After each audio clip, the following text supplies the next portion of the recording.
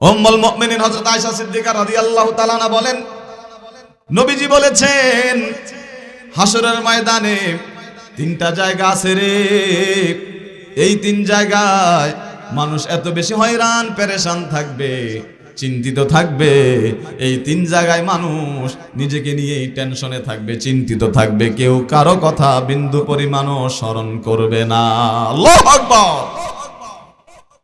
নবীজি বলেন, এক নম্বর হচ্ছে মিজানে যখন আমলনামা ওজন করা হবে, মানুষ এত বেশি টেনশনে থাকবে, তার নেকের পাল্লা ভারী হয় নাকি নেকের পাল্লা হালকা হয়, যতক্ষণ পর্যন্ত ওজনটা সম্পূর্ণ না হবে ততক্ষণ পর্যন্ত কারো কথা তার মাথায় আসবে না।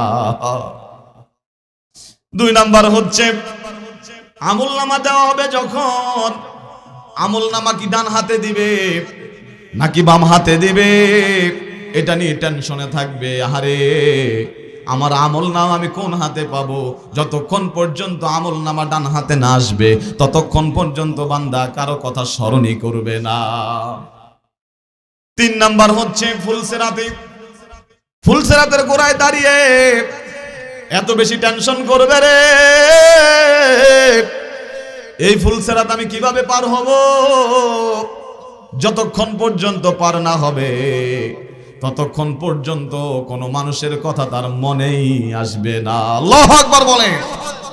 এমন একটি সময় আমাদের আসবে কি আসবে না, কিন্তু এগুলো আমরা বিশ্বাস করি কিন্তু আমল করি না। এই